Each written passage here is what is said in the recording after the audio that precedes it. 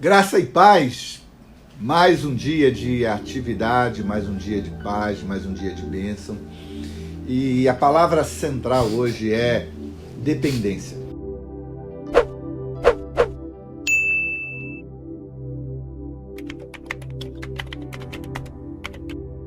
Às vezes a gente tem tanta luta e a gente se esquece de que a gente depende de Deus, que a gente pode confiar nele, na fidelidade dele.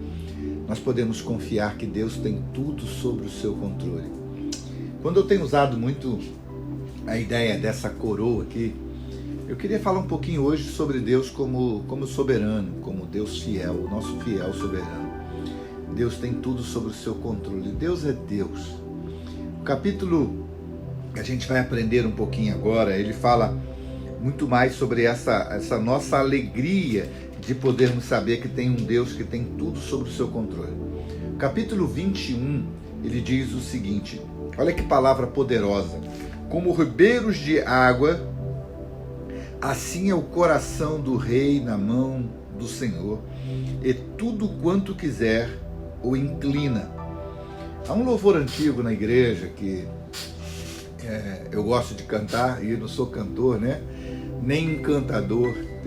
Quem canta os seus males espanta, por isso que às vezes eu canto, mas só a Júlia consegue encantar quando canta, né? Mas eu espanto. Mas vamos lá, vamos tentar. Há um louvor antigo que diz assim: Tu és soberano sobre a terra, sobre o céu tu és Senhor absoluto. Tudo quanto existe e acontece, tu sabes muito bem, tu és tremendo.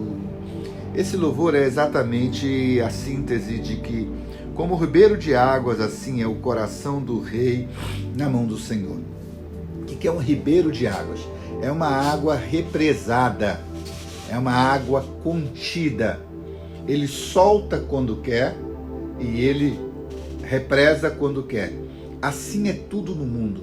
Às vezes nós ficamos preocupados pensando que as coisas estão fora do controle de Deus, estão fora da direção de Deus. Deus sabe tudo, Deus conhece tudo e Deus tem tudo sobre o seu controle. Às vezes você está preocupado com a pandemia, quantos vão viver, quantos vão morrer, você está preocupado com o aumento do dólar, você está preocupado com o aumento do salário mínimo, você está preocupado com o custo dos produtos, com o aumento da inflação. E nós estamos preocupados, por exemplo, se a China está mandando no mundo, estamos preocupados se o Trump vai voltar ou se vai ficar o Biden, nós estamos preocupados se o Lula pode voltar, tomara que não volte, se Bolsonaro está na frente das pesquisas ou não está, mas eu acho que está. E a gente, às vezes, nessa correria da vida, a gente fica, às vezes, preocupado com quem está no controle. Entender sabedoria é entender que Deus está nos dando para mim e dando para você, princípios de governo. De novo, eu vou voltar para o capítulo 1, que diz que Salomão, filho de Davi, rei de Israel. Então, nós estamos aprendendo sobre um bom nome, sobre visão para sabermos ser príncipe, ser filho do rei e sabermos reinar e governar. Talvez a gente tenha que aprender nesse texto aqui o que é domínio, o que é domínio próprio. O texto que a gente leu do capítulo 20 fala sobre a bebida forte, sobre o domínio, que também está ligada ao governo. Então nós precisamos entender o seguinte: você domina ou você é dominado? Você tem o self-domínio, o domínio próprio, ou você está hoje extremamente preocupado, ansioso, com toque, com transtorno obsessivo compulsivo? Você está preocupado no meio da pandemia, por exemplo, com diversos tipos de transtorno, como da ansiedade, do medo, do pavor repentino. Talvez a gente tenha que lembrar que, como ribeiro de águas na mão do rei, assim é o Senhor dirigindo. Ele abre algumas comportas e eles fecham. Talvez o que a gente precisa conseguir entender que está tudo escrito.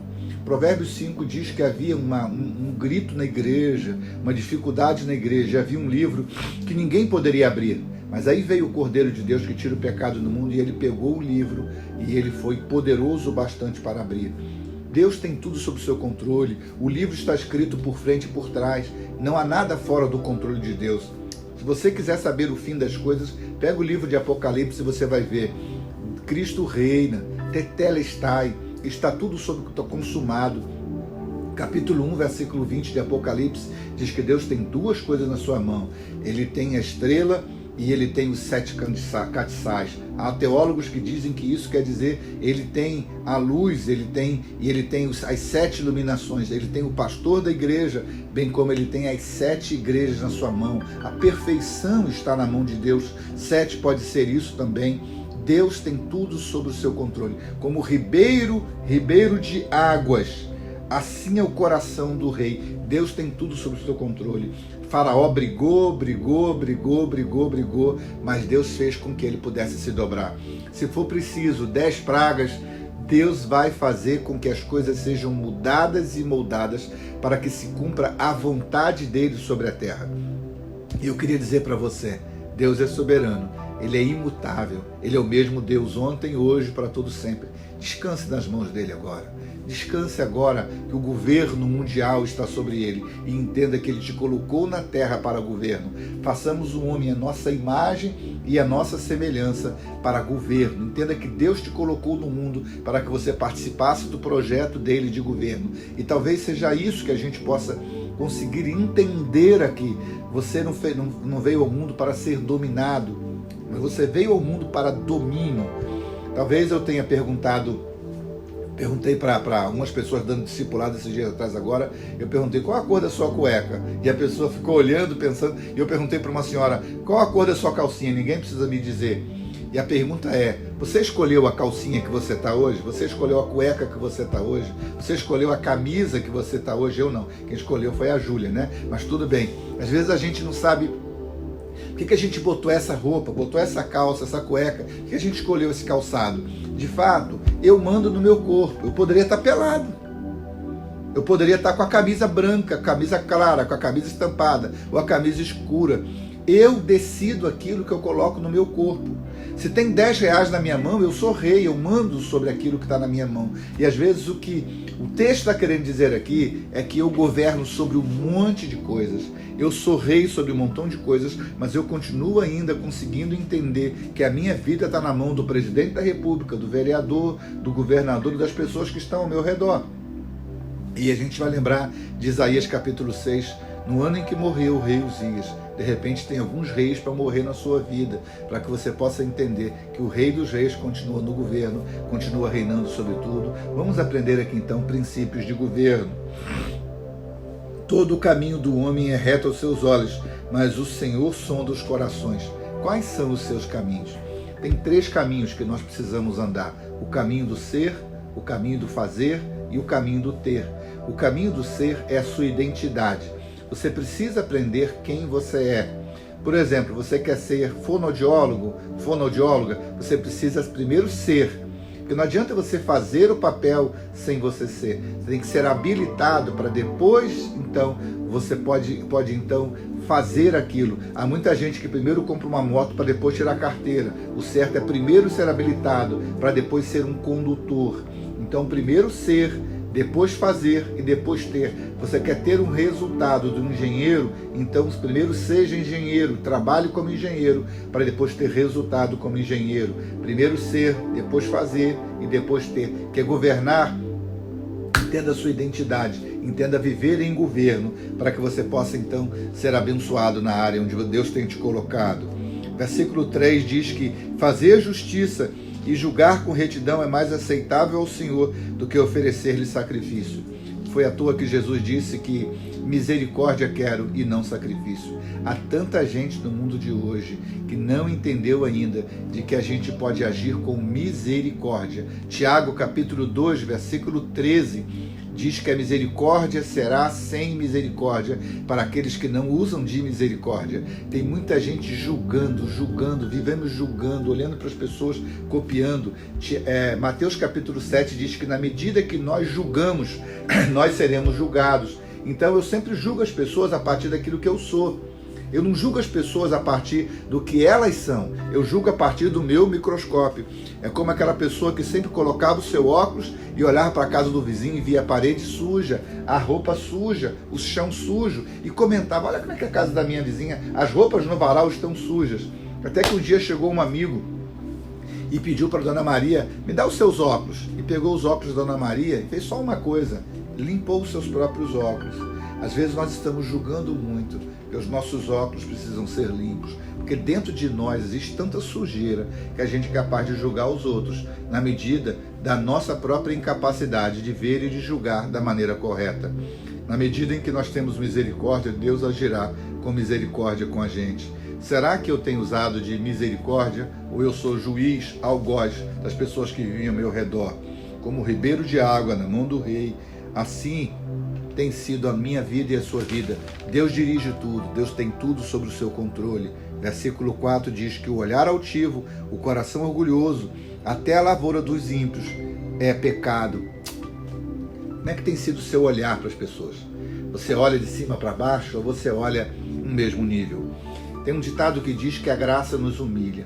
Todos aqueles que são altivos, que são orgulhosos, que são prepotentes ou que se acham melhores dos outros, são pessoas que não entenderam ainda o poder da cruz. A cruz nos humilha, a cruz nos coloca no mesmo nível. A cruz é exatamente quando Jesus diz: Pai, perdoa porque eles não sabem o que fazem.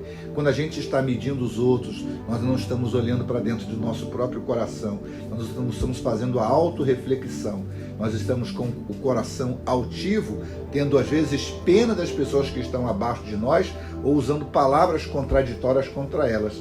Mas eu queria que nesse momento você pudesse dizer: sonda-me, ó Deus, conhece o meu coração, olha para dentro de mim, vê se há algo mal na minha vida. Deus continua vendo tudo e Deus continua vendo todos. Versículo de número 5 diz que os pensamentos do diligente tendem para a abundância. Sabe o que quer dizer isso? Só vai ser abundante as pessoas que conseguem ser retos nos seus pensamentos. Você é alguém que toda hora que alguém fala uma coisa você muda de ideia? Você não tem diligência nos seus pensamentos? Como está a sua mente? Se a boca fala do que o coração está cheio, cuidado com o que você anda pensando, com o que você anda falando, cuidado com o que você tem colocado na sua mente. Há um ditado que diz que você não pode proibir de um passarinho pousar na sua cabeça, mas você pode proibir que ele faça ninho. Ter um pensamento errado você até pode, o que você não pode é deixar que esse pensamento se transforme nesse simples processo de pecado. Um olhar gera um pensamento gera uma imaginação gera um comportamento gera uma cultura, e uma cultura vai te derrubar, porque comportamentos compulsivos geram uma cultura de transformação e de deformação na sua vida. Rogo-vos, pois, pela compaixão de Cristo, que apresenteis os vossos corpos num sacrifício vivo, santo e agradável a Deus. Cuidado com seus olhos, cuidado com seu pensamento, cuidado com seu comportamento, cuidado com a maneira sua de encarar a vida. Versículo de número 7 diz que as rapinas dos ímpios virão a destruí-lo, porquanto eles recusam praticar a justiça.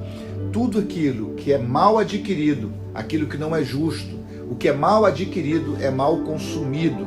Tudo aquilo que você faz para você mesmo, que você pega para você, que não é seu, você vai te trazer uma grande derrota na sua vida. Cuidado com o que é maldito que você tem colocado dentro da sua própria casa.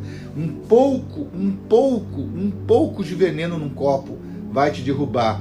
Cuidado com o veneno que você tem tomado. Cuidado com o veneno que você tem adquirido. Cuidado com o pecado que você tem deixado crescer tão perto de você.